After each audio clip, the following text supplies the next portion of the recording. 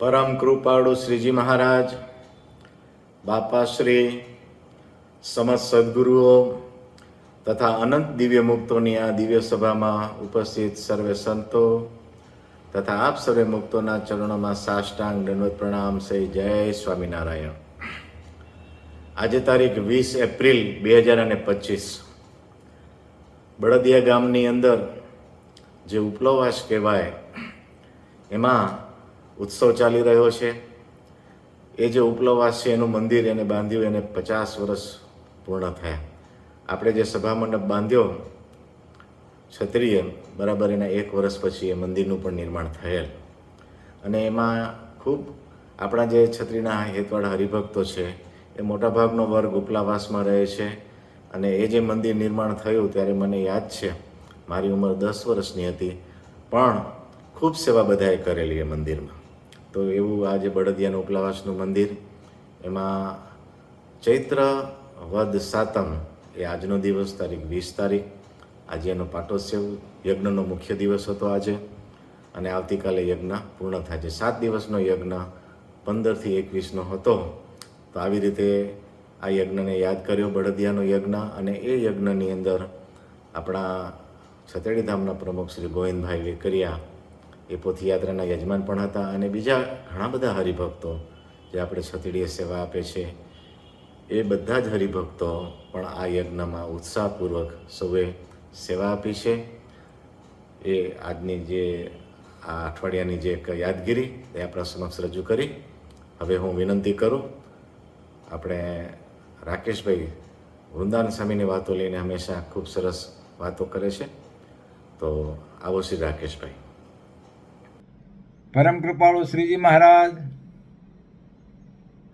અનાદિ મહામુક્તરાજ બાપાશ્રી, સમર્થ સદગુરુશ્રીઓ તથા અનંત અનાદિ મુક્તોની દિવ્ય નિશ્રામાં ટેલી સત્સંગથી જોડાયેલી આ સંત મંડળ સહિતની સમગ્ર દિવ્ય સભાને મારા કોટાન કોટી દંડવત સહિત જય સ્વામિનારાયણ. આપણે પરમ પૂજ્ય સદગુરુ શ્રી વૃંદાવનદાસજી સ્વામીની વાતોનો આસ્વાદ માણી રહ્યા છીએ. આજે આપણે વાર્તા નંબર 38થી આગળ વધીશું. સ્વામિનારાયણ હરે. એક સમયે સ્વામી શ્વેત વૈકુંઠદાસજી સભામાં વચનામૃતની કથા વાંચતા હતા.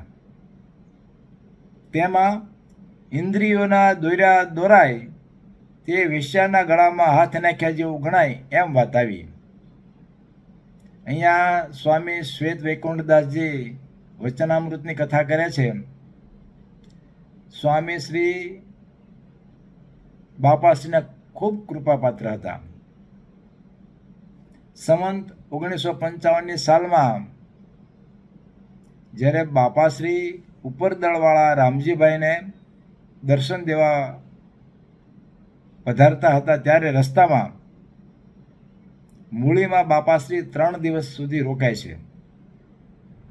અને એ રોકાઈને જ્યારે બાપાશ્રી ત્યાંથી નીકળે છે ત્યારે મૂળીના સમર્થ સદગુરુ સ્વામી શ્રી હરિનારાયણદાસજી સ્વામી તથા સ્વામી શ્રી બાલકૃષ્ણદાસજી સ્વામી બાપાશ્રીને વળાવવા જાય છે.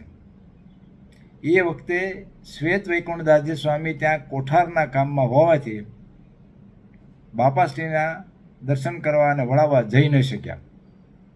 એટલે એમને મનમાં અંતરમાં દિલગીરી થઈ કે મારે બાપાશ્રીના દર્શન ન થયા. બાપાશ્રી એમનો અંતરનો ભાવ જાણી ગયા અને બાપાશ્રી ત્યાં દિવ્ય રૂપે આવીને એમને દર્શન દે છે. અને બાપાશ્રી કહે છે કે તમારા માટે અમે દર્શન દેવા ખાસ પધાર્યા. આમ બાપાશ્રીનો રાજીપો એમને ખૂબ મેળવેલો.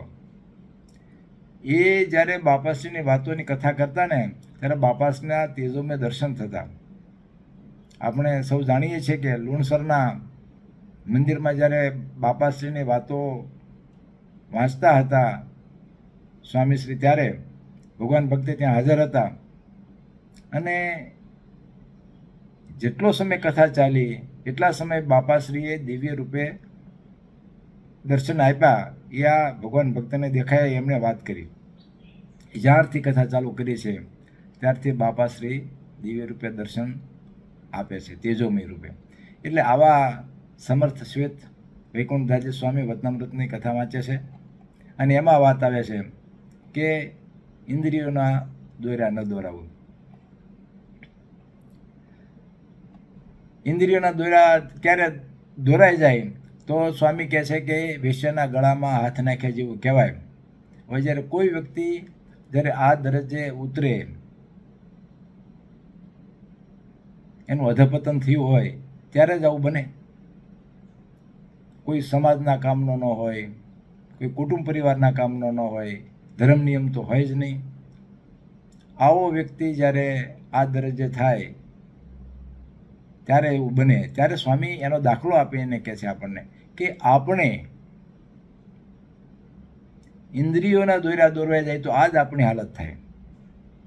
જેમ પેલો પોતાના ઉપર કોઈ કાબુ નથી ધરાવતો, પોતે ઈચ્છે એમ કરી શકતો નથી, એમ જો આપણે ઇન્દ્રિયોના દોર્યા દોરાઈએ તો આપણું જે શ્રેય છે, આપણું જે પ્રેય છે, આપણે જે ભગવાનને ભજવા છે, જે ભગવાનના સ્વરૂપમાં રહેવું છે, એ બધું આપણનેથી થઈ શકે નહીં. એટલે ખાસ સ્વામી કહે છે કે ઇન્દ્રિયોના દોર્યા ન દોરાવું. ભગવાને આપણને જે બધી આ ઇન્દ્રિયો આપી છે એ એને પામવા માટે સહાયરૂપ ઉપકરણ રૂપ આપી છે, એ સાધનરૂપ છે. પણ જો એનો બરોબર ઉપયોગ કરીએ તો આપણે ભગવાને આપણને આંખ આપી છે, પણ આ આંખથી શું જોવું એ આપણે નક્કી કરવાનું છે. આ આંખથી ભગવાનના દર્શન થઈ શકે, ભગવાનના સ્વરૂપનું અનુસંધાન રહી શકે. આ કાન આપણને આપ્યા છે તો કાનથી ભગવાનની કથા વાર્તાનું શ્રવણ થઈ શકે, ભગવાનની જ્ઞાન વાર્તાનું શ્રવણ થઈ શકે, ચરિત્રોનું શ્રવણ થઈ શકે. આપણને જે ઇન્દ્રિયો બધી આપી છે એ ઇન્દ્રિયોથી આપણે ભગવાન તરફી, આપણે મુખથી ભગવાનના કીર્તનો, જે કે પણ સ્વાદ ભગવાનના પ્રસાદના લેવો હોય, આ બધું લેવાથી ભગવાન સુધી આપણે જોડવામાં જે ઉપયોગી થાય એ બધું થઈ શકે. પણ જો આપણો કંટ્રોલ હોય તો, જો ઇન્દ્રિયો એના પોતાના માર્ગે હાલે, એનો ઢાળો એવો હોય છે કે એ અવળા માર્ગે જતી રહે, પણ જો એવું થઈ જાય તો એનો બરાબર આપણો કંટ્રોલ ન કહેવાય. એટલે મહારાજે ગઢડા પ્રથમના જે પંચાવનના વચનામૃતમાં જે વાત કરી છે ને એના અનુસંધાનમાં જ આ શ્વેત સ્વામી અહીંયા વાત કરી છે. મહારાજ કહે છે કે મદિરા પાનને કરનારી જે પાતળીઓ તેના ગળામાં હાથ નાખીને બેસે અને પછી પરમેશ્વરનો વાંક કાઢે કે મારું મન કેમ ઠેકાણે રાખ્યું નહીં, તેને તો મહામૂર્ખ જાણવો. એટલે દરેકે ઇન્દ્રિયોની ક્રિયાઓ પર કાબુ રાખવો જોઈએ. બાપાશ્રી આના રહસ્યાર્થના પ્રશ્નમાં જવાબમાં કહે છે કે મદિરા અને પાત્રો કઈ, તે મદિરા તથા પાત્રો કોને જાણવી? તેના ઉત્તરમાં બાપાશ્રી કહે છે કે ઇન્દ્રિયો જે છે એના પંચ વિષયની એકતા છે. કારણ કે જે પંચ વિષયો ભોગવવા છે એ ઇન્દ્રિયો વગર ભોગવી શકાતા નથી.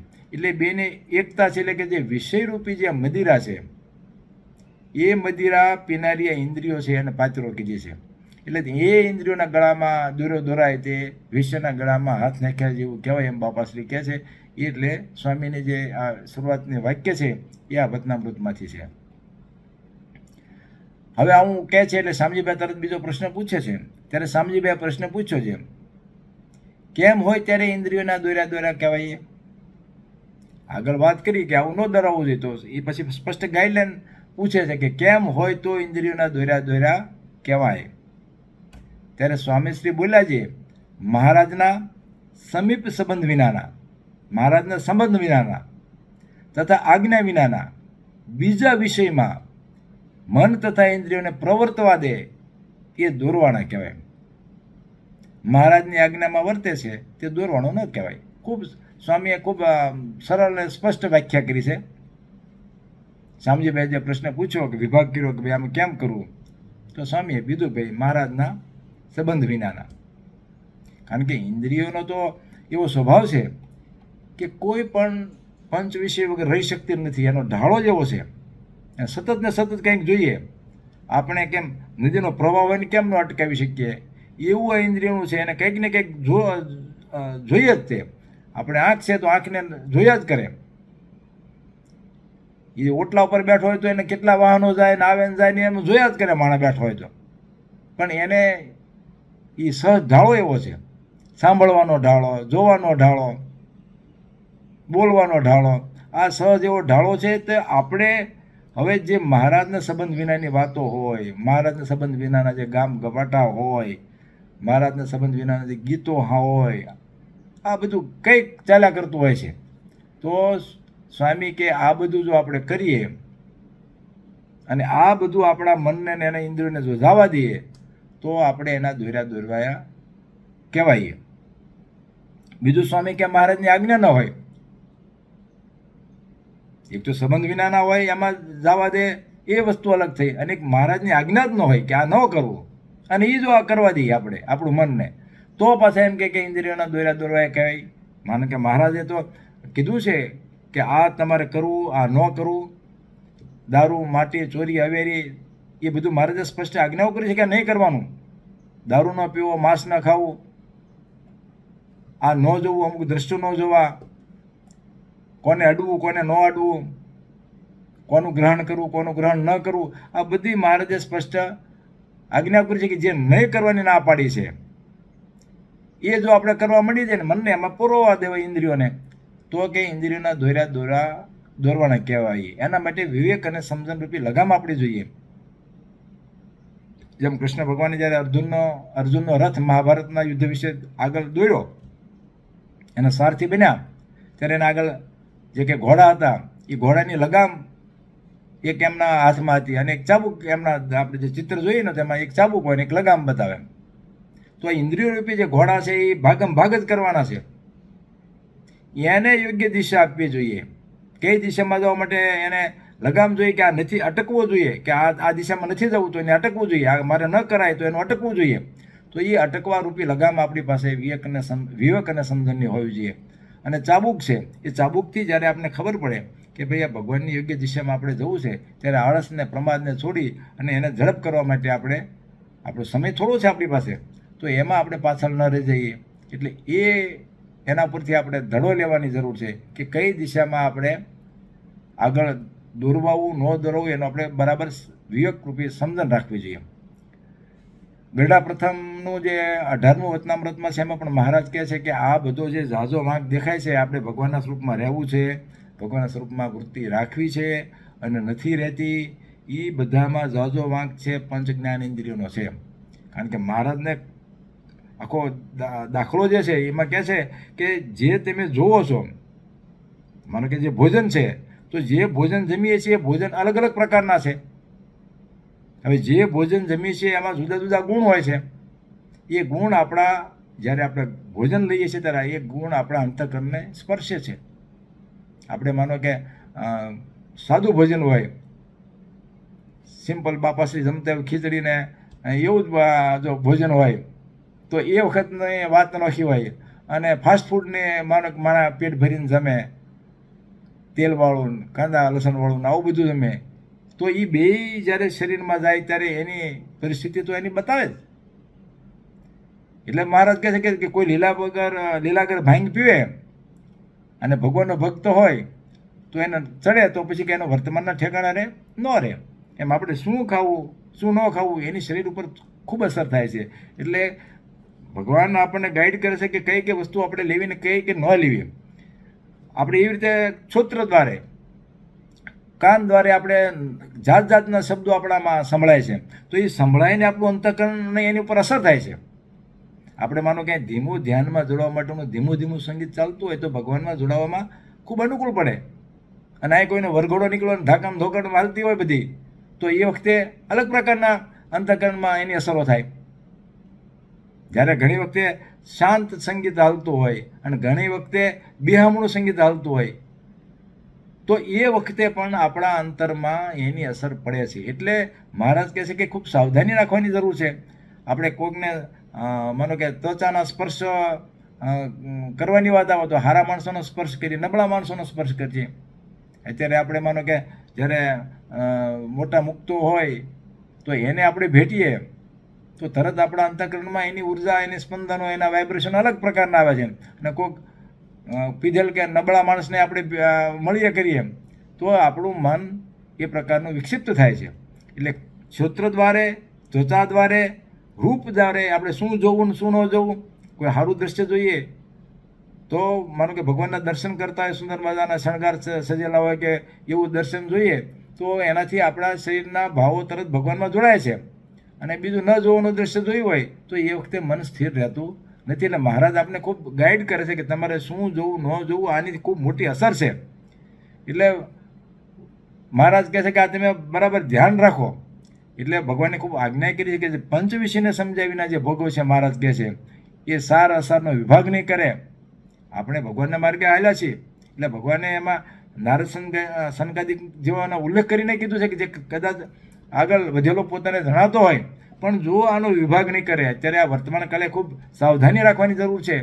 એટલે વાતને થોડી આપણે અત્યારે સાથે રાખીએ છીએ કે શું કરવું ન કરવું એનો જો વિવેક ન હોય તો માણસને સત્સંગમાં હોય તો પણ પડી જવાના પૂરા ચાન્સ છે.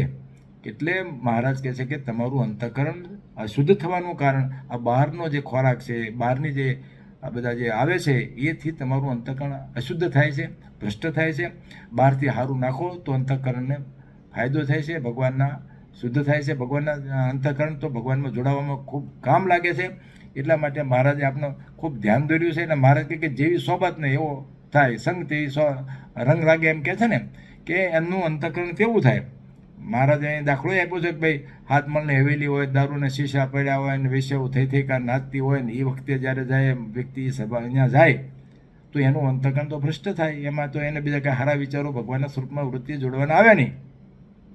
પણ એનો એ જો જે છે જો આપણે કંઈ સુંદર મજાની કથા વાર્તા થતી હોય, કોઈ ફાટેલ સંત હોય અને ફાટેલ સંતની ઓલા ગોદડી હોય, સંતની ગોદડી ફાટેલી હોય ને એની સભા હોય એટલે હાવ સાદું હોય પણ જો એમાં અનાદિ મુક્તિની સ્થિતિની વાત થતી હોય કે મહારાજના સ્વરૂપને સુખની વાત થતી હોય તો એનું અંતઃકરણ બીજી રીતનું થઈ જાય છે.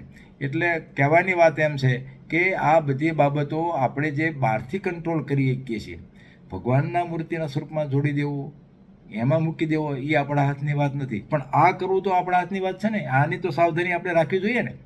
એટલે મહારાજ કહે છે કે આ બાબતમાં ખૂબ તમે સાવધાની રાખો. વાતની વાત એક સ્વામીએ કીધી કે આજ્ઞા મુજબ જો વર્તશો. મહારાજે જે આજ્ઞાઓ કરી છે ખૂબ પરફેક્ટ કરી છે. આ જન સમાજને ઓળખીને એને આ સમયને ઓળખીને મહારાજે કેવી રીતે જીવવું ને એને બરાબર આજ્ઞા આપી છે એને જો અનુરૂપ આપણે જીવીએ ને તો આપણે ઇન્દ્રિયોના દોરવાયા નહીં કહેવાય. નહીં તો આ ખૂબ મુશ્કેલી રહેશે. સ્વામી આગળ વાત કરે છે પ્રથમ કચ્છ દેશ કેવો હતો પણ મહારાજ અને મોટા મુક્તાના જોગ સમાગમે સત્સંગનો રંગ ચડતો ગયો. એમ મોટા પુરુષના જોગ સમાગમ અને રાજીપાથી વધાય છે. આ જીવને ભગવાનને પામવું ને એ પોતાના બસની બાબત નથી. એ મોટા મુક્તોનો જોગ સમાગમ હોય, એનો રાજીપો હોય તો વધાય છે. કચ્છ દેશનો દાખલો આપે છે. પણ જ્યારે મહારાજ પધારે ને ત્યારે બધી જ પરિસ્થિતિ વિકટ હતી. સામાજિક વ્યવસ્થાઓ, સગવડતાઓ, કોઈ ભૌતિક સુવિધાઓ નહોતી. નાહવું ધોવું કેમ કરવું એના કોઈ ઠેકાણા નહોતા. શુદ્ધતા કેમ રાખવી. અરે ખેતરમાં ખેડૂતો કામ કરે, મજૂરો કામ કરે તો કપડાં કેટલા દિવસે બદલે. માથામાં જૂલીક તો પડી જાય પણ આ કપડામાં પણ ટોલા પડી જાય એવી પરિસ્થિતિ. એવા વાતાવરણમાંથી જો કચ્છમાં એ જ પરિસ્થિતિ, એવા વાતાવરણમાંથી આ મોટા મળ્યા મહારાજ મળ્યા તો આખું પરિવર્તન કર્યું. મહારાજ જો ન હોત તો આ બધાની આપણી હાલત હોત એ વિચારવા જેવું છે. એટલે આપણે માટે તો મહારાજે એક અદ્ભુત કૃપા કરી છે. આ કચ્છ દેશની અંદર ખૂબ મોટો જિલ્લો છે, કેવડી મોટી વિસ્તાર છે, ભારત જિલ્લાનો મોટો વિસ્તાર છે. એટલે એ જિલ્લાની અંદર આપણે કામ એ વિસ્તારની અંદરથી આપણે મહારાજને જે કામ કરવાનું છે તો એમાં મહારાજે આમૂલ પરિવર્તન લાવ્યું. જ્યારે મહારાજ પધારે ને કચ્છમાં ત્યારે જગજીવનભાઈ અહીંના જે મંત્રી હતા એને યજ્ઞ કરવાનો તેના ત્રણેય ભાઈઓ બેસીને. તો એ વખતે એમણે જે યજ્ઞ કર્યો એમાં મહારાજને આમંત્રણ આપ્યું. અને મહારાજ જ્યારે પધાર્યા ત્યારે એમણે હિંસામય યજ્ઞ હતો એટલે હજારો ઘેટા બકરાને પકડી રાખેલા. તો મહારાજને એમ થયું કે આવા હિંસામય યજ્ઞમાં તો કેમ રહેવું, એટલે મહારાજ એનો ઉપદેશ આપે છે નહીં કરવાની વાત, પણ એ માનતા નથી ને એ હિંસામય યજ્ઞમાં આગળ વધે છે, પણ એ યજ્ઞ સફળ નથી થતો. પણ કહેવાનું વાત એ કે એ પરિસ્થિતિ જે હતી, સામાજિક રીત રિવાજ, અંધવ્યવસ્થા, આ બધી પરિસ્થિતિમાંથી જ્યારે પસાર થઈ રહ્યા હતા, એવા વખતે મહારાજને મોટા આનંદ સંતોએ આ દેશમાં વિચરણ કર્યું. મહારાજ જ્યારે આ વિચરણ કર્યું ત્યારે બ્રહ્માનંદ સ્વામી, નિષ્કળાનંદ સ્વામી, સમર્થ સંતો આ બધાએ ખૂબ વિચરણ કર્યું છે. સંવંત 1861થી 1868 સુધી મહારાજ કચ્છમાં રહ્યા. સતત 7 વર્ષ સુધી મહારાજ કચ્છમાં ભુજમાં રહી અને આજુબાજુના ગામડામાં જાય, માનો કે માંડવી જાય, અંજાર જાય, બળદિયા, કેરા, આજુબાજુના ગામડામાં ફરે ને મહારાજ સત્સંગ કરે. એવી રીતે 7 વર્ષ સુધી મહારાજ અહીંયા રહ્યા અને એક આમૂલ પરિવર્તન કર્યું. નિષ્કળાનંદ સ્વામીની જે ભક્તિ ચિંતામણી છે ને, એમાં આપણે જો એના ગામડેના ભક્તોના બધા નામ સાંભળીને તો આપણે ખબર પડે કે મહારાજ ક્યાં કેટલા જગ્યા ફેર્યા છે. એના હરિભક્તોના નામ પણ નિષ્કળાનંદ સ્વામીએ સમાવેશ કરવાનો પ્રયાસ કર્યો છે. બધા આપણે બળદિયાની વાત આવે તો બળદિયાની પણ કડી આવે કે કૃષ્ણ રતનો કણબી કહીએ, બહુ ભક્ત બળદિયા લઈએ, એમ એક ગામની વાત આવે. કાળી તલાવડીમાં મહારાજ ખૂબ સ્નાન કર્યા, ખૂબ પ્રસાદીનું સ્થાન, આ બધું મહારાજ એ ફર્યા તો આ સત્સંગનું અપલિફમેન્ટ થયું છે. આ ગરડામાં જ્યારે મહારાજ બિરાજતા હતા ત્યારે પછી કાયમી સત્સંગનો એક હેડક્વાર્ટર થાય એના માટે ગંગારામભાઈ મલ અને સુંદરજી સુથાર અને હિરજીભાઈ સુથાર આ બધા મહારાજને પ્રાર્થના કરે છે કે મહારાજ કચ્છ દેશમાં ખૂબ મોટું મંદિર કરો. મહારાજને પણ લાગ્યું કે બરાબર વાત છે, એટલે એમણે વૈષ્ણવાનંદ સ્વામીને મોકલ્યા. સ્વામીએ 1 વર્ષમાં આખું મંદિર તૈયાર કર્યું. નરનારાયણ દેવની આખી પ્રતિષ્ઠા કરીને આખા મંદિરને એક કેન્દ્ર તરીકે સ્થાપ્યું છે. તો અત્યારે આપણે જોઈએ છે કે આ કચ્છના જે મંદિરની સુવાસથી કેટલા યુવાનો જળવાઈ રહ્યા છે સંતોના પ્રયાસથી દેશ વિદેશમાં. નહીં તો અત્યારના યુવાધનને જાળવું ખૂબ અઘરું છે. જ્યારથી આ કચ્છ દેશમાં મોટા મુક્તોનો પ્રસંગ થયો છે ને, ત્યારથી સ્વામીનું કહેવું છે કે આખું પરિવર્તન થઈ ગયું છે. આ એકનું કારણ નથી, આખી પરંપરા ચાલી છે. જેમ મહારાજને મોટા મુક્તો સંતો નંદ સંતોએ જ્યારે કર્યું, એમ પછી સ્વામી કહે છે કે જુઓને, સદગુરુ શ્રી અચ્યુતદાસજી સ્વામીએ તથા મોટા સંતોએ ગામો ગામ ફરી કચ્છના સત્સંગને બહુ સુધાર્યો. સદગુરુ શ્રી અચ્યુતદાસજી સ્વામીનું નામ લેવાય એટલે તો ખૂબ મહાન સમર્થ, નિરાવણ દ્રષ્ટિવાળા, નાનપણથી જ સમર્થ સંત, મોટા સંતોને રાજી કરેલા. એટલે ભુજ મંદિરમાં રહી અને ગામડે રહીને એને ખૂબ સત્સંગનો વિકાસ કર્યો. પોતે કચ્છના અબડાસા તાલુકાના ધુરફી ગામના પોતે હતા. આનંદાનંદ સ્વામીની સાથે રહીને એમણે આચાર્ય શ્રી અયોધ્યા પ્રસાદજી મહારાજ પાસે દીક્ષા લીધેલી અને અચ્યુતદાસજી સ્વામી એમનું નામ એમણે ધારણ કરેલું. સ્વામી એટલી અખંડ મૂર્તિ કે દેખતા કે જ્યારે એમને કોઠારમાં ભંડારમાં જ્યારે રોટલો બનાવતા હતા, એક આપણે એ જોવાનું છે કે આવા મોટા સમર્થ હતા પણ રસોઈ તો જાતે પાછા એ કરતા હતા. અત્યારે બધું અઘરું થઈ ગયું છે, પણ ત્યારે તો એવા વખતમાં સત્સંગ એમને વિકાસ કર્યો છે. તો એને તાવડી પર રોટલો નાખ્યો અને એમાં હાથ રહી ગયો અને સમાધિ થઈ ગઈ.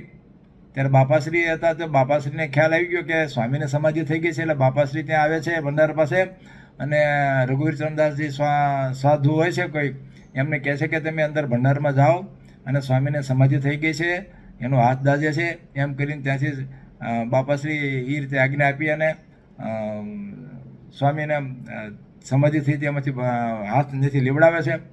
કહેવાનું એવું કે એ પોતે એટલા સિદ્ધ હતા. એ જ્યારે એનો એક પ્રસંગ પણ છે કે જ્યારે મંદિરની બહાર આપણે પાટવાડી નાકું જે છે ત્યાં નારાયણબાગની એક વંડી છે. તો એની વંડીનું જે કામ ચાલતું હતું તો સ્વામી પોતે પથ્થર ગોઠવતા હતા.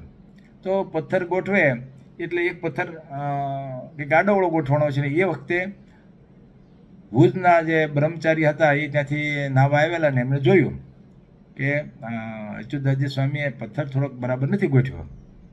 એટલે એમને સ્વામીને કીધું કે સ્વામી આ પથ્થર બરાબર નથી ગોઠવાનો, અને તમે એમ કે શણગાર આરતી પહેલાં અહીંયા આવતા રહ્યો છો તો શણગાર આરતી કરીને આવો તો વધારે સારું એમ કે દર્શન થાય.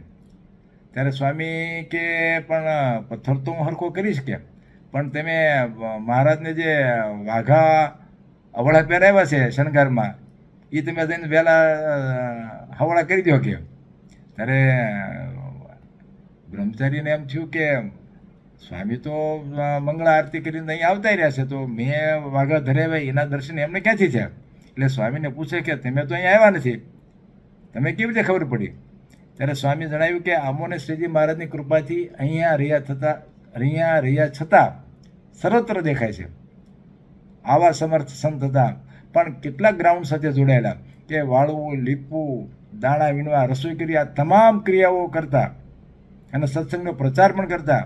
અને અત્યારે તો આપણે ગાડીઓ ને બધું બહુ છે, વાહનો. ત્યારે તો કંઈ વાહનો ન હતા એટલે ચાલીને પણ જવું પડતું. તે આપણે દાખલો છે ને ચાંદ્રાયણ ગામનો, તે સંત સાથે મંડળ સહિત સ્વામી ચાલ્યા. તે રાત્રે ચાલે, કારણ કે ગરમી પડે એટલે રાત્રે ચાલે. તો રાત્રે 12 વાગે ચાલ્યા બીજા ગામ જવા માટે.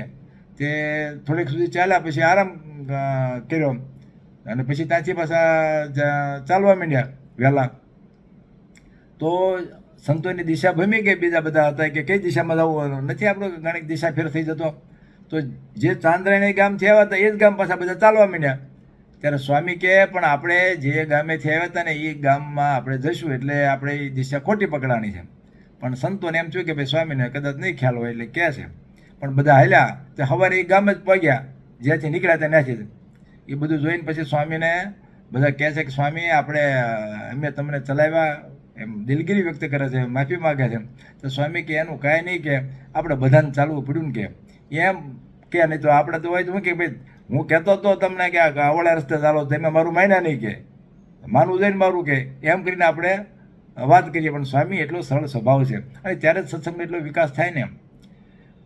જ્યારે બાબાશ્રી 3 મહિનાના હતા ને ત્યારે સ્વામી ભૃષપુર આવે છે ભુજથી. ત્યારે બાપાશ્રીના પિતાશ્રી પાંચાભાઈને એમ થયું કે સ્વામી ખૂબ સમર્થ છે, તો આપણે એમનું નામકરણ વિધિ અને વર્તમાન ધરાવવાના એ એમની હાથે ધરાવીએ. એટલે બાપાશ્રીને એમના પાસે લાવે છે. તો બાપાશ્રીને જોઈને અચ્યુતદાસજી સ્વામી તો બધું જાણે છે, ઓળખે છે કે કોણ છે. એટલે એમને સ્વરૂપમાં વૃત્તિ એકાબીજે જોડાઈ જાય છે.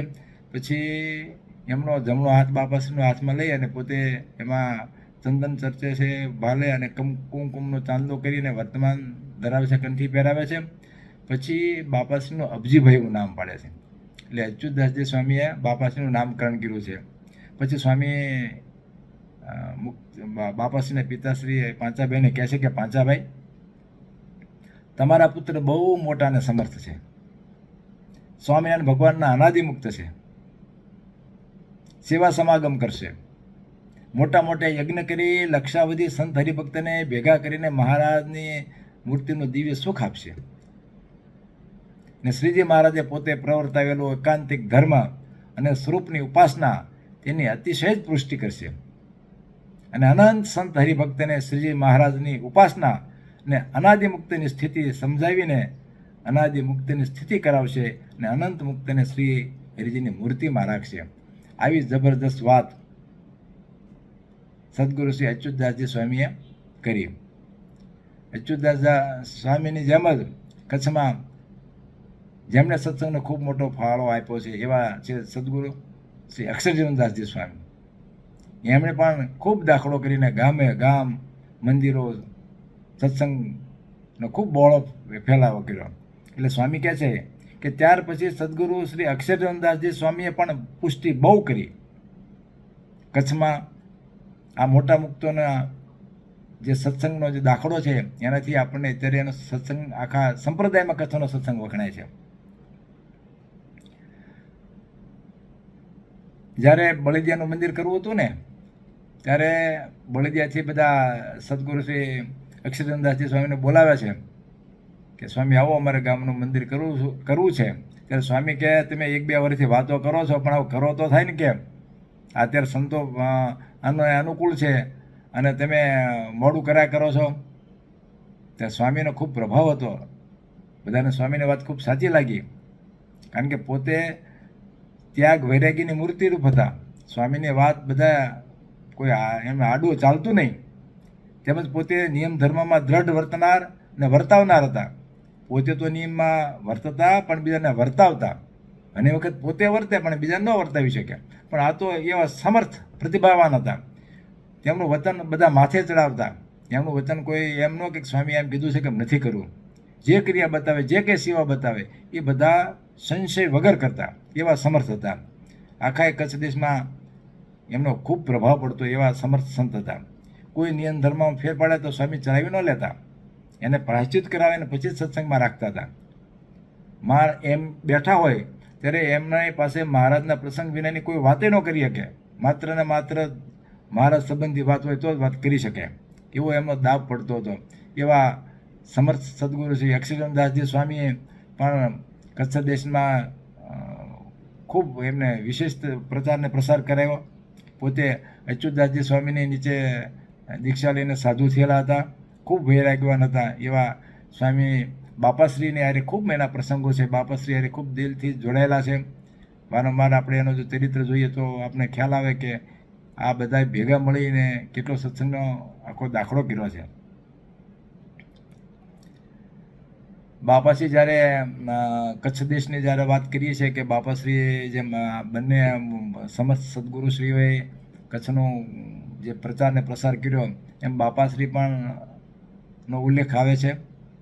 બાપાશ્રી જ્યારે મંદવાડ ગ્રહણ કરે છે ને ત્યારે બાપાશ્રીને ત્યારે બધું એમ છે કે હવે ધામમાં વી જવું છે, એટલે બધા માલ મિલકતને વહેંચણી બધું કરીને પૂરું કરી દે છે. પણ પછી બધાની પ્રાર્થના છે બાપાશ્રીને પાછા મહારાજ રાખે છે, રહે છે બાપાશ્રી. પછી બાપાશ્રીને એમ થયું કે પારાયણ કરીએ. પછી કઈ પારાયણ કર્યું તો કે નિર્ગુણાનંદ બ્રહ્મચારીએ કચ્છ દેશની લીલાનો પુરુષોત્તમ લીલામૃત સુખ સાગર નામનો એક મોટો ગ્રંથ કરેલો. તો બાપાશ્રી કે એ ગ્રંથની પારાયણ કરીએ. અને બાપાશ્રી એ પ્રમાણે પારાયણ કરે છે ને એમાં કથા વક્તા તરીકે બ્રહ્મચારીને જ રાખે છે. જેને ગ્રંથ રચ્યો એને જ કથા કરવા માટે બેસાડે છે. નવીન નવીન ચરિત્રો આવે, બધા હરિભક્તો ખૂબ રાજી થાય.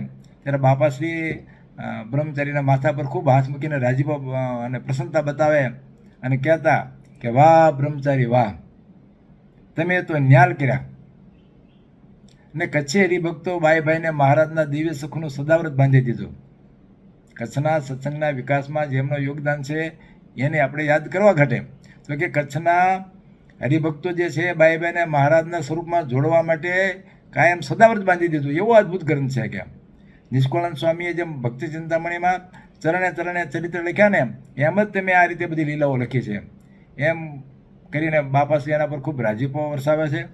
કારણ કે શ્રીજી મહારાજે કચ્છમાં જેમ બહુ ફર્યા અને બધા હરિભક્તોને ખૂબ સુખ આપેલું હતું, એ બધી જે લીલાઓ હતી એ લીલાઓને અહીંયા કંડારી છે. કારણ કે પોતાના દેશમાં જે મહારાજે લીલા કરી હોય એનો પ્રસંગ આવે ને તો એને વિશેષ એમાં લગાવ થાય. હું ઉગામેડી રહેતો હતો ને ઉગામેડીમાં મહારાજ આવ્યા હોય તો ઉગામેડીનો કોઈ પ્રસંગ આવે તો મને સીધું ટ્યુનિંગ થવામાં વધારે અનુકૂળતા પડે કે મહારાજ મારા ગામમાં આવ્યા હતા, આ સ્થળ પર આવ્યા હતા, આમ આવ્યા હતા. એમ અહીંયા કચ્છની જે લીલાઓ છે એ લીલાઓના પ્રસંગો બાપાશ્રી બધાને વિગતવાર જેમ આવે એમ સમજાવતા જાય અને બધાને એ જોડતા જાય. એવી અદ્ભુત બાબત હતી. એક વચ્ચે વાત એ આવે છે કે જ્યારે બાપાશ્રી કથા સાંભળતા હોય ને ત્યારે બાપાશ્રી નાવા જવાય છે તો કથા થોડી વાર બંધ રાખે છે. અને ત્યાર પછી બાપાશ્રી પાછા આવશે કે કેમ કથા બંધ રાખી? એ કે જેમ અચ્યુતદાસજી સ્વામી છેટેથી કથા સાંભળતા ને એમ બંધ નથી રાખવાની, કે કાનેથી સંભળાય એ તો આ લોકનું છે. આ આધ્યાત્મિક સ્થિતિની બાપાશ્રી વાત કરે છે કે કાનેથી સંભળાય એ તો આ લોકનું છે, પ્રભાવમાં તો સર્વત્ર જોવાય ને સર્વત્ર સંભળાય. આવી ઉચ્ચતમ વાતો એ આ કચ્છના બાપાશ્રી કરે ત્યારે કેટલી ઊંચાઈની વાત છે એ બાપને ખ્યાલ આવે કે પ્રભાવની દ્રષ્ટિએ એને જેને પહોંચી હોય ને એને આ બધા શબ્દોની મહત્તા સંભળાય. ઘણીવાર જે વૃષપુરનું જ્યારે વર્ણન આવતું ને ત્યારે બાપાશ્રી ખૂબ રાજી થતા. ત્યારે બાપાશ્રી જ્યારે બળદિયાની વાત આવી તો બાપાશ્રી એને વિશેષ વાત કરે છે કે જુઓ આ ગામનો મહારાજે કેવો મહિમા કહ્યો, એને અહીં કેવો પ્રતાપ જણાવ્યો છે. બહિર્વૃત્તિએ જોઈએ ત્યાં સુધી કાંઈ ખબર ના પડે, પણ અંતર્વૃત્તિ થાય તો આ ઠેકાણે જ મહારાજને દિવ્ય સભા બધી જળહળાટ તેજોમાં દેખાય. બાપાશ્રીની વાતમાં પ્રભાવની વાતનું પૂરું અનુસંધાન છે. જે રિયલ વાસ્તવિકતા છે આપણી નજરે આપણને દેખાતું નથી, પણ બાપાશ્રી જોઈ રહ્યા છે. એટલે બાપાશ્રી કહે છે કે જ્યારે તમને અંતર્વૃત્તિ થાય તો આ ઠેકાણે જ મહારાજને દિવસભા બધી જળાય રાટ તેજોમય દેખાય. બોલો, મૂર્તિમાં નકરું તેજ જ ભર્યું છે. મુક્તો પણ એ વાત છે, કારણ કે એ જ જોઈ રહ્યા છે અને એ જ દેખાય છે. અવરભાવમાં એ ન દેખાય, પણ પ્રભાવમાં તો મૂર્તિને કંઈ છે જ નહીં. અત્યારે તમને આ દ્રષ્ટિએ આ ચક્ષુએ ન દેખાય, પણ પ્રભાવમાં એ સિવાય તો કંઈ છે જ નહીં. પછી થોડી વાર એમ બાપા કહે છે કે કચ્છ દેશમાં મહારાજે ગામો ગામ ફરી અનેક જીવને સુખ્યા કરી દીધા અને અદ્ભુત પ્રતાપ જણાવ્યો. એવું ને એવું આ ગ્રંથમાં એક ધારું લખાણ ચાલ્યું આવે છે.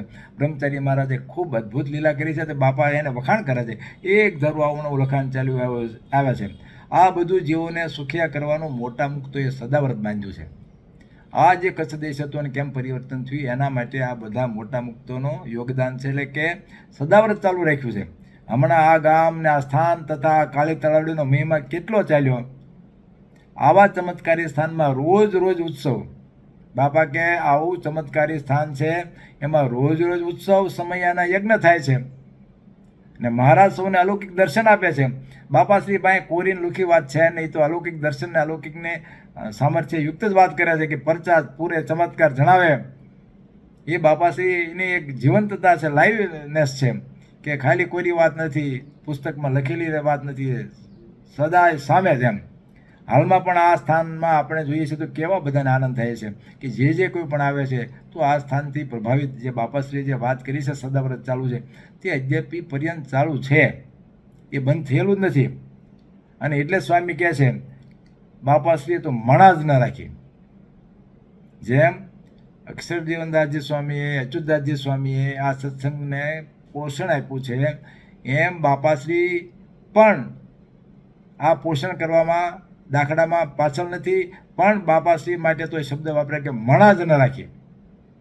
કેમ કે બધાએ ધર્મ નિયમ રાખવા આ કરવું એ બધી વાત તો સાચી, જ્ઞાન વાર્તા બધી વાત સાચી, પણ બાપાશ્રીની શું વિશેષતા છે? કેમ કે અનાદિ મુક્તની સ્થિતિ સમજાવી. આ મહારાજ તથા મોટાના પ્રતાપે સુખ મળે છે. આપણે સુખી થવું હોય તો એમનેમ થવાતું નથી. મહારાજને મોટાના પ્રતાપે સ્વામી જ્યાં જ્યાં વાત આવે ને આ તક છોડતા નથી. તો કે બાપાશ્રી જે અનાદિ મુક્તની સ્થિતિ સમજાવી એ ખાસ શબ્દ એટલા માટે મણા કહે છે કે બાપાશ્રીએ કાંઈ જોયું નહીં. આ લોકમાં આવ્યા પછી નાત જાત, સ્ત્રી બાળક વૃદ્ધ પુરુષ કાંઈ જોયું નહીં, સ્ત્રી કાંઈ જોયું જ નહીં, જીવ જંતુ પશુ પક્ષી કાંઈ ન જોયું. નજરે ચડ્યા એનો આત્યંતિક કલ્યાણ કર્યું, એનો ઉદ્ધાર કર્યો. અને બાપાશ્રીએ સમગ્ર માનવકુળ સત્સંગ સમુદાય માટે એટલા ઉપકાર કર્યા છે કે ભગવાનનું સર્વોત્તમ સુખ સર્વોત્તમ રીતે લેવાની જે અનાદિ મુક્તની સ્થિતિ છે એ સ્થિતિની વાત બાપાશ્રી અદ્ભુત રીતે કોઈ જ વિઘા વગર, કાંઈ પણ બે વાત ન થાય, આ વિશે ત્યાં વિશે કાંઈ નહીં, સ્પષ્ટતાવાળી જ વાત એટલી સરસ રીતે કરી. અને આ જે સદાવ્રત બાપાશ્રીએ ચાલુ રાખ્યું એ જ્યારે આપણે ચરણ પધરાવ્યા ત્યારે સદગુરુના આપણા વતી ભલામણથી એમને આશીર્વાદ આપ્યા કે આ છત્રી સ્થાન ઉપરથી જે કોઈ પણ પક્ષી ઉપર ઉડીને જશે એનો પણ અમે આત્યંતિક કલ્યાણ કરશું એવું મહારાજ કહે છે. અને દર્શન કરશે એના પણ આત્યંતિક કલ્યાણ કરશું. તો એ જે વાત છે એ વાતનું સદાવ્રત તો અત્યાર સુધી ચાલુ છે જ ને. કચ્છનો જે એટલો બધો લાભ જે બાપાશ્રી સદાવ્રતનો કર્યો એ અદ્યાપી પર્યંત ચાલુ છે. એ આશીર્વાદ બંધ નથી. અહીંયા આપણે જોઈએ છીએ કે જે દેશ વિદેશથી જે કંઈ પણ આવે છે એના અંતરમાં અહીંયા સ્થાનમાં દર્શન કરે તો ટાઢું થઈ જાય છે. એનું કારણ આ બાપાશ્રી દ્વારા મહારાજે આપેલા આશીર્વાદ છે.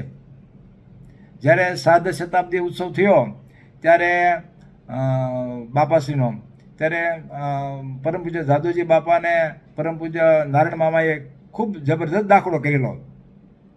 અને એ વખતે મામાએ તો એમ કીધું કે અનાદિ મુક્તના પ્રસંગમાં મહારાજ ખૂબ રાજી છે અને આશીર્વાદ આપે છે. ત્યારે પત્રિકામાં લખેલું કે છેલ્લા જન્મના આશીર્વાદ પામવા માટે પધારો. અને ત્યારે મામાનો એવો આગ્રહ હતો કે જેટલા તમારા સગાવાલા હેતવાળા હોય એને તમે કોઈ પણ રીતે તમે લાવો. તો આપણે બસો મૂકી દેવો, જે કરીને તમે એમ કહો કે એ બાને અહીં આવે. તો એ વખતથી અત્યારે એ પરંપરા ચાલુ થઈ છે કે જે કચ્છમાંથી આવવા માટે, બળદી આવવા માટે સૌરાષ્ટ્રમાંથી સુરતમાંથી બસો મુકાય ને બધા હજારો હરિભક્તો અહીંયા આવે છે. અને આ સ્થાનમાં આવ્યા પછી કરવાનું તો બાપા અને મહારાજે કરવાનું છે. એક વખત એની કૃપામાં આશીર્વાદમાં રસભીના થઈ જાય પછી આખા જીવન પરિવર્તન થઈ જાય છે. એટલે એ રીતે આ વખતે જે ઉત્સવ આવશે એમાં પણ હજારો હરિભક્તો આ રીતે નવા નવા આવશે અને આ સ્થાનના એ આશીર્વાદથી પ્રસાદીભૂત થશે. કહેવાની વાત એમ છે કે બાપાશ્રીએ જે આત્યંતિક કલ્યાણની જે વાત કરી, અનાદિ મુક્તિની જે વાત કરી, રહસ્યાર્થ પ્રદીપિકા ટીકા રચી અને એટલું બધું સાહિત્ય સર્જનનું સરસ બાપાશ્રીની વાતોનું સર્જન થયું છે. સ્વામી ડિવાઇન મિશન અને ક્ષત્રિય સંસ્થા દ્વારા ખૂબ સાહિત્યનું વિપુલ પ્રમાણમાં જેને જીવનલક્ષી જે જોઈએ છે, જે મામા કહે છે કે જે જીવનને કામમાં લાગે એવું જે સાહિત્ય છે એ કર્યું છે, તો એ સદાવ્રત અદ્યપી પર્યંત ચાલુ છે અને એમાં આપણે બધા લાભાન્વિત થઈએ છીએ. કચ્છ જિલ્લો ખૂબ મોટો જિલ્લો છે, કેવડો મોટો જિલ્લો. એ જિલ્લાની અંદર ક્યાંય બજેટ સારું હોય, ખેતીવાડી એવું નથી. જેમ તરોતરમાં ને દક્ષિણ ગુજરાતમાં છે એમ એવું નથી. રણ પ્રદેશનો મોટો ભાગ છે. એ બધાને આર્થિક અર્થોપાર્જનમાં બાપાશ્રીએ જેમ આધ્યાત્મિક કલ્યાણની તો વાત કરી, પણ આ લોકમાં બાપાશ્રીએ કાંઈ કાચું ન કાપ્યું. એને એમ થયું કે આ બધાને આર્થિક રીતે પણ મારે સમૃદ્ધ કરવા છે. તો બધાને તેમણે આજ્ઞા કરી કે જાઓ, તમે વિદેશમાં જાઓ. અને આશીર્વાદ આપીને બાપાએ બધાને વિદેશમાં જવા પ્રોત્સાહિત કર્યા. તો આજે બધા કેટલા કચ્છી હરિભક્તો બધા જે પણ અહીંથી ગયા છે વિદેશમાં, કેવડા મોટા સામ્રાજ્યો કર્યા, કેટલા મોટા સમૃદ્ધિ એ લોકોએ કરી છે. તો એ બાપાશ્રીના આશીર્વાદનો ખૂબ જબરદસ્ત મોટો પ્રતાપ છે. અને એ આશીર્વાદના હિસાબે અત્યારે આપણે અહીંયા જોઈએ છીએ કે બેંકો અહીંયા બળદિયાની હોય, ભારાપર કે માધાપરની બેંકો જે કંઈ હોય, તો એમાં એફડી બીજા કોઈ ગામડામાં ન હોય એટલી જબરદસ્ત એફડી છે. તો એની પેપરને બધાને મીડિયાએ નોંધ લેવી પડે છે ડિપોઝિટની. એટલે બાપાશ્રીએ કચ્છ પ્રદેશ જે પહેલાં કેવો હતો અને સત્સંગને બધી રીતે આ મોટા મોટા મુક્તિ વિકસાવ્યો છે. એમે ગોવિંદ બાપા, બીકેભાઈ અને રવજીભાઈ જ્યારે કેની આફ્રિકા ગયેલા ત્યારે ત્યાં આપણા વડીલ કચ્છના સત્સંગી એ વખતે લક્ષ્મણભાઈ પણ ત્યારે હતા હાજર. અને આખો મંદિરનો આખો હોલ યુવાનોથી ભરેલો હતો. જો આ કચ્છનો સત્સંગ એટલો વખણાય છે એનું કારણ એ છે કે આ સંતો બધાએ એ પરંપરા જાળવી રાખી છે. જે સત્સંગ સાથે જોડાયેલા છે એના બાળકો સત્સંગમાં જોડાણ ધરાવે છે એ જળવાઈ રહ્યા છે. જેને સત્સંગની ગૌણતા રાખી કે દાખલો ન કર્યો પોતાના પરિવારમાં બધે, તો ત્યાં તકલીફ પડી છે. પણ જેને જાળવ્યા છે તો હજારો યુવાનો બાળકો ત્યાં સભામાં બેઠા હોય તો એના ઉપરથી આપણને એમ જાય કે આ મોટા મુક્તોએ જે કરુણા વાપરી છે તો એ સત્સંગનો રંગ ચડતો ને ચડતો રાખ્યો છે એ આપણે જોઈ શકીએ છીએ. સ્વામી કહે છે, આગળ મોટા સંત કહેતા કે ધન મળશે, વૈભવ મળશે, સોનાના મંદિર થશે, પણ ધર્મ રાખવો કઠણ પડશે. આપણે એવા મોટા સંતના વચનને વિચારતા રહેવું તો ધર્મ રહે. વૃંદાવનદાસજી સ્વામી આપણને વાસ્તવિકતા જણાવતા કહે છે, પૈસા મળે, બાપાજી આશીર્વાદ આપ્યા ને પૈસા થયા સુખી થયા, બધી વાત સાચી, સગવડતાઓ મળી, ધન મળ્યું, બધું કમાણા, પણ ધર્મ રાખવો કઠણ છે. એ ધર્મ તો સત્સંગ રહે તો રહે, નહીં તો સોનાના મંદિરો થાય, કદાચ હરિભક્ત થયા હોય ને દાન ધર્મ તો ખૂબ કરે, સોનાના મંદિરો કરે પણ જો જાગૃત ન રહે તો ધર્મ ન રહે. એટલે સ્વામી કે સત્સંગથી જોડાણનું રાખવું ને ધર્મ રાખવો. પછી સ્વામી આગળ કહે છે કે જીવને એવા ઢાળ પડી ગયા છે કે કથા વાર્તા કરે, સેવા કરે, મહિમા કહે, પણ પોતાપણું મુકાય નહીં. એક તો સ્વામી આપણું ધ્યાન દોર્યું કે આવનારી પેઢીને જાળવવા માટે આપણે ધર્મ રાખવો ખૂબ જરૂરી છે. નકર અત્યારનો વર્તમાન મીડિયાનો નાનો તેનો સમય એવો છે કે માણસને તરત સત્સંગથી વિમુખ થવામાં, જુદું પડવામાં, એ પાટો ગોઠવામાં બધું સેટ ન થાય એટલે દૂર થતો જાય. ઘણા દાખલાઓ આપણે પણ જોઈએ છીએ કે એના વડીલો સત્સંગી હોય પણ એની પેઢી થોડી અલગ થતી હોય છે. તો સ્વામી કહે ધર્મ રાખવાનો, પણ સાથે સાથે સ્વામી કે ધર્મ રાખ્યો હોય ને પછીની વાત કરે છે કે જીવને એવા ઢાળ પડી ગયા છે ને કે કથા વાર્તા કરે, સેવા કરે, મહિમા કે, એટલે તો ધર્મમાં રહ્યો પણ પોતાપણું મુકાય નહીં. આપણે માનો કે સેવા કરવા એવી સત્સંગ કરે તોય આપણને બીજા રે જો અડચણ રહે, પોતાપણું ન મુકાય, આપણી વાત સાચી રહ્યા કરે આપણને કે મેં કર્યું એમ થયા કરે, તો સ્વામી અહીંયા એનું ધ્યાન દોરવા માગે છે કે બાય ડિફોલ્ટ આ જીવના સ્વભાવમાં શું છે કે પોતાપણું. જેમ અમુક મોબાઈલમાં બાય ડિફોલ્ટ બધી એપ્સ આવી જતી હોય છે ને, એમાંનું આ પોતાપણું ક્યાંય કહેવું ન પડે, એ સીધું આવી જ જાય. એને સારી કથા વાર્તા કરતો હોય તો પોતાપણું આવે, સારી સેવા કરતો હોય તો પોતાપણું આવે, સારું દાન ધર્માદો કરતો હોય તો પોતાપણું આવે. હું હતો એટલે આ સેવા થઈને સત્સંગનો આ મોટો ઉત્સવ બરાબર ઉજવાનો, હું હતો એટલે આ બધું મેં દાન આપ્યું એટલે આ મોટો બધું શક્ય બન્યું, નહીં તો કેવી રીતે આ મંદિરનું ને આ બધું બાકીના ઉત્સવનું શક્ય બને? આવું વાતમાં માણસને થઈ જાય, કારણ કે સ્વામી કે એવો ઢાળો એવો છે. પણ ક્યાંય પોતાપણું આવવા દેવું નહીં. તન મન ધન જે કંઈ પણ સેવા કરીએ, સ્વામી કે પોતાપણું ન આવવા દેવું. મામાએ અમૃત સરિતામાં ખાસ કીધું છે કે સેવા કરીએ જે છીએ એ સેવા કરવામાં મહારાજે આપણને તક આપી છે એમ આપણે સમજવાનું. આપણે સેવા કરીએ છીએ એમ આપણે ન સમજવાનું, પણ મહારાજની કૃપાથી આપણને સેવા કરવાની તક મળી તો આપણા મોટા ભાગ્ય છે એમ જાણીને દાસ ભાવ રાખવો, તો આપણને આપણી પ્રગતિ થાય. નકર મોટાનો રાજીપો લેવો છે કામ અટવાઈ જાય. સ્વામી કે જ્યાં સુધી પોતાપણું મૂકે નહીં ત્યાં સુધી મોટાના આશીર્વાદ મળે નહીં. માટે પોતાપણું મૂકી દેવું તો મહારાજ તથા મોટા રાજી થાય. આ મૂર્તિમાં રહેવું એ આપણી જાતે જાતે અને આપણે હાથે થાય એમ છે નહીં. એ તો મોટા મૂકતો કે તો મૂર્તિમાં રહી શકાય છે, રાખે તો રહી શકાય એમ છે. તો એ ક્યારે રાજી થાય કે પોતાપણું ન મૂકી તો આપણે ખાસ સાવધાની રાખવી કે આપણે મોટાના જે આશીર્વાદ આપણે લેવાના છે એ આશીર્વાદ માટે આપણું પોતાપણું આપણે ન રાખવું જોઈએ. એની સાવધાની રાખીએ, પોતાપણું મૂકીને મોટા રાજી એમ કરીએ તો મહારાજની મૂર્તિમાં રહેવા પાણીની વાત જે છે આપણે બરાબર સિદ્ધ થાય. આ આખી વાતમાં સ્વામીએ ખૂબ સરસ રીતે આપણને બધી બાબતે ગાઈડલાઈન દોરી છે, ખૂબ જાગૃતતા સાથેની વાતચીત કરી છે. સ્વામીએ કીધું કે ઇન્દ્રિયોના દોરવાનું નથી.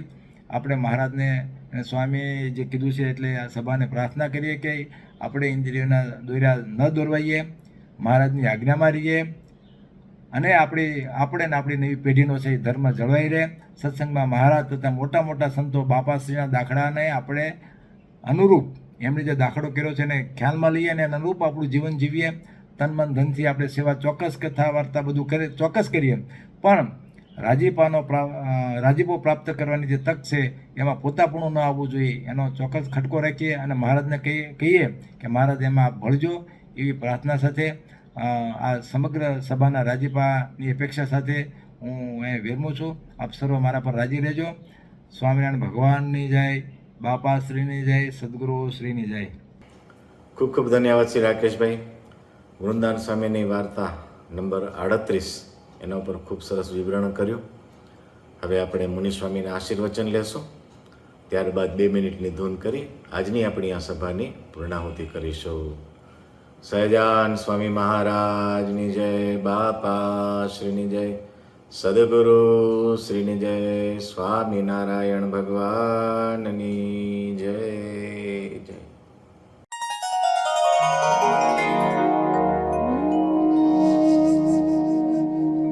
અને આ છ જીવને સુખના હેતુ છે કે આનંદ મારુક્ય આરણ્ય મારુક્ય મુક્તવાસ વિશેષ સંયોગા. એક તો અનન્ય જ્ઞાન નો હોય અને શરીરમાં રોગ નો હોય બે, અને સભ્ય સારા સત્પુરુષ સારા ભગવાનના ભક્ત એનો સહવાસ હોય, એના જેવું રહેવું કરવું. અને સદી પોતાની ભૂમિકા, પોતાને જે કઈ ઉદ્યમ હોય એમાંથી પોતાના વ્યવહારનો સારી રીતે બધો વ્યવહાર ચાલે, પણ એમાં કઈ ખૂટે નહીં. એવી રીતે પોતાની ભૂમિકા બરાબર સારી ચાલતી હોય. એક એટલા માના જે હોય તે આ લોકમાં શીખ્યો સર્જી છ જીવને સુખના હેતુ ક્યાં વિદુર નીતિમાન થવાના એવા હોય સદાય શીખશો. રોગ નો હોય, રેણ નો હોય, સારા મુજબ આ ભીતી વાંચી દો. અને જ્યાં રહેતા હોય ત્યાં કોઈનો ભય નો હોય, ચોર નો રાજાનો ભય નો હોય, અને સારાનો સમાગમ હોય. નબળા નું ઘર વસ્તી, નબળી વસ્તીમાં રહેવું. આપણે આ મંદિર નબળી વસ્તીમાં છો, આની કોઈ મનસીમાં, આની કોઈ માણસી મંદિર. નબળી વસ્તીમાં રહેવામાં સુખ નહીં થાય. ક્યારેક કોઈ કરા હોય કરે છોકરા, કોઈ સારી વસ્તીમાં હોય તો શાંતિ વધારે આવે છે. ભીતી વાત અને પોતાની જીવિકા ચાલે એ આ લોકમાં શીખ્યો કીધો છે. અને ભગવાન ભજાય એટલે શીખ્યો, એને ધર્મ પડે ભગવાન ભજાય એને લઈને એ શીખ્યો કીધો છે. મહારાજે તો એ શીખ્યો કીધો કે જેને અમારી મૂર્તિ મળે, મૂર્તિમાં એમાં જોડી જાય એ ખરો શીખ્યો છે. મહારાજ કે 14 રૂપના રાજમાં સુખ નથી. નેત્રની વાણની મૂર્તિનું ચિંતન કરીએ તેમાં જેવું સુખ છે એવું 14 રૂપના રાજમાં સુખ નથી. નેત્રની મૂર્તિનું ધ્યાન કરવું એમાં સુખ કીધું મહારાજે. એ સુખ ખરું છે. જો એ સુખ માયામાં બીજા વનમાં તો કરવા શું કામ જાય છે? માટે ખરું સુખ મહારાજ તો એ બતાવે. મહારાજે તો છેલ્લી સ્થિતિ બતાવી છે. છેલ્લો દર્શન મહારાજ તો એવું બીજાનું કોણ છે? માટે સુખ તો ભગવાનની મૂર્તિમાન છે.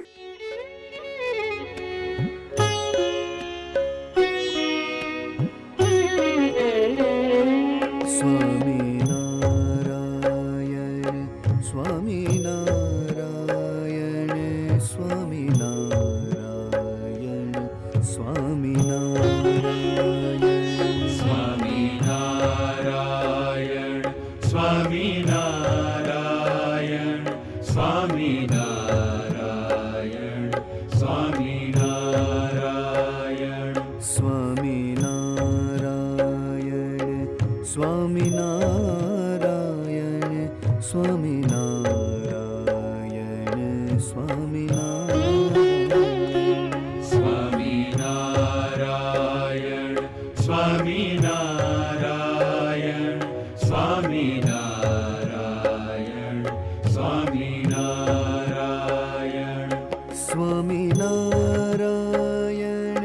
સ્વામિનારાયણ